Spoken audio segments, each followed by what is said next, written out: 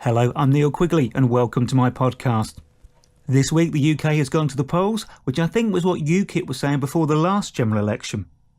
Street artist Banksy was forced to remove the offer of a free piece of art for people who voted against the Conservatives in his hometown of Bristol, as it would invalidate the election result, even though all the political parties were basically offering us things if we voted for them anyway. Free education, anybody? So an unnecessary election has caused unnecessary political confusion at a time when we're trying to negotiate the biggest deal for the country since Henry VIII started investing in guillotines, and this one could end the same way. The Conservatives have gone from strong and stable to pathetic and unable in the space of just 6 weeks. Do you know what? I think we might need someone in charge whose name sounds more decisive. I mean, Theresa May makes it sound like she's very undecided. The election has shown the Scottish prefer their fish battered as Alex Salmond loses his seat and Nicola Sturgeon loses some of her party's majority. Sales of brand new cars have fallen by 8% compared to this time last year, as people were waiting till after the general election to see which colour to choose and to get behind. Seems red ones are a lot more popular than people thought. There are still calls to stop Donald Trump's visit to the United Kingdom, mainly because we already have enough incompetent politicians in the country already. We do not need another one. I'm not saying Trump's ego is out of control, but after one brief trip to the Middle East, he actually believes he might be helping to end terrorism, yet he dismisses global warming unless he thinks he's solved that with just one visit to Europe. Former FBI chief James Comey has said that Mr. Trump called the Russian probe a cloud over him. I think the president's got confused. That's not a cloud, that's just his hair. Fake news online is getting out of hand. I can't remember the last time I clicked on a headline and it actually related to the story in any way whatsoever. I believe they call it clickbait. Prickbait, more like. Apple are now planning on launching their own home speaker communications system to rival Amazon's and Google's. I'm surprised they've not released one already, as I've already been shouted at my iPhone for years.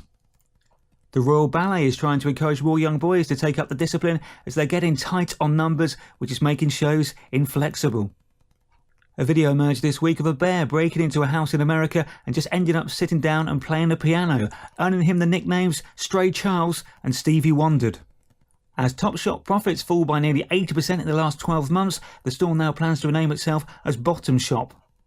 New Children's Laureate Lauren Child has said that boys do not like books that feature girls. Must be a generation thing. I mean, me and my mates did when we were in our teens, although to be fair, they were more magazines. New human skeletons discovered in Morocco this week suggest scientists were around 100,000 years out in predicting how long ago our species evolved, and we thought that politicians were bad with their calculations and projections. As scientists reject claims of there ever being a big fluffy dinosaur, Barney is consulting his lawyers.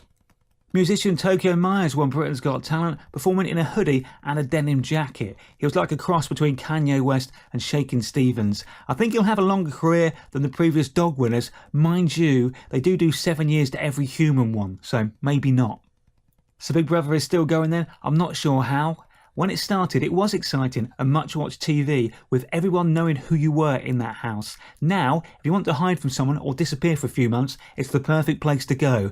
I could not tell you any of the names of any of the contestants from the last 5 years, but I can still remember some from Series 1 and 2. It started off like Orwell's 1984, and it's ended up more like Wells' War of the Worlds.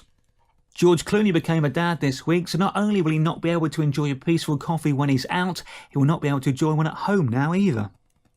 As Shania Twain announces she's going to play a gig in the UK for the first time in 13 years, I must admit, that don't impress me much. Well, the One Love for Manchester concert may not have reunited Oasis as we hoped, but it has brought Liam Gallagher and Coldplay together. Once the Britpop man called the band a bunch of students and Chris Martin a geography teacher, although people in orange cagoules should possibly not throw stones.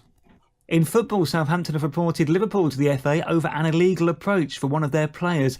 I suspect it was a case of confusion, as I think the Merseyside team just think the Saints are their reserves. Well done to the England under-20s on reaching the World Cup final. The way our players tend to develop, it's a great way for fans of League 1 and 2 to check out their future players. Sad news this week as the great Peter Sallis passed away at the age of 96. He found the perfect vehicles for the supper of his career, playing Cleggy in Last of the Summer Wine and the cheese addict Wallace in Wallace and Gromit. Great combination that, cheese and wine. That's it for this week. Thanks very much for listening. Have a fantastic 7 days and I'll speak to you next week. Have fun.